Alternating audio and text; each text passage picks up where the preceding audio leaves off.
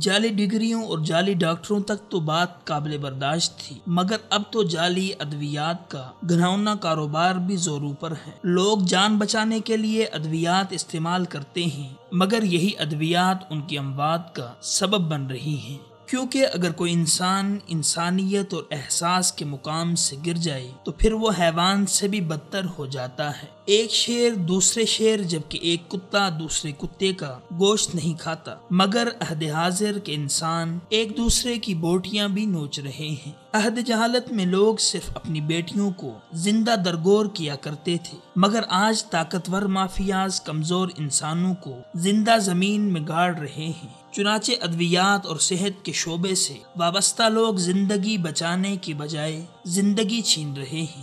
بدقسمتی سے مادہ پرستی اور نفس نفسی نے انسانی قدروں، رشتوں اور حلال و حرام میں تمیز و تفریق ختم کر دی ہے۔ ہر کوئی کامیابی کے لیے شارٹ کٹ تلاش کر رہا ہے۔ لوگ اپنے جائز کام کے لیے بھی ناجائز طریقہ اختیار کرتے ہوئے شرمندگی تک محسوس نہیں کرتے۔ پرانے عہد کے لوگ چھپ کر گناہ کرتے تھے، مگر اب تو گناہوں کی بھی تشہیر کی جاتی ہے۔ حالت یہ ہے کہ آج ہر طرف جعل ساز سرگرم ہیں۔ کوئی جمہوریت اور حکومت کو جعلی کہتا ہے، مگر ہمارے بازاروں میں جعلی کرنسی نوٹوں کے ساتھ ساتھ ہر قسم کی جعلی مصنوعات اور ادویات بھی دستیاب ہیں۔ ہر کامیاب پروڈکٹ کی کاپی سرعام فروخت ہو رہی ہے، کیونکہ جعل سازی کا ارتکاب کرنے والے قانون کی کمزوریوں کا فائدہ اٹھاتے ہوئے بآسانی چھوٹ جاتے ہیں۔ جعلی ڈگریوں سے صرف سیاستدان اور ارکان اسمبلی مستفید نہیں ہوتے، بلکہ زندگی کے ہر شعبے میں جعلی عناصر ریاست اور شہریوں کو بیوقوف بنا رہے ہیں۔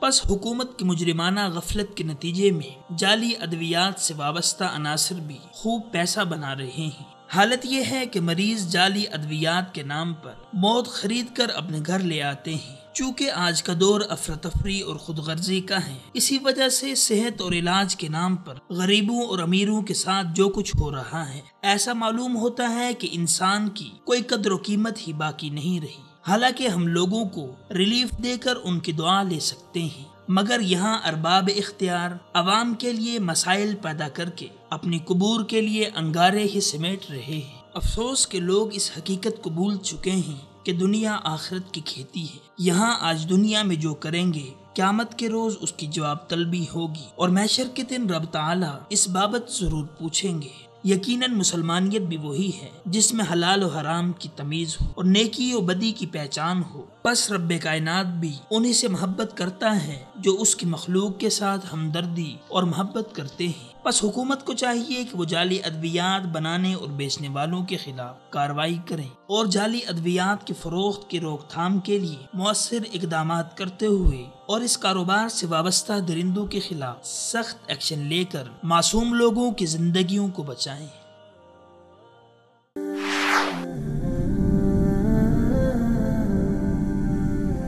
وصال اردو، حق کا راہی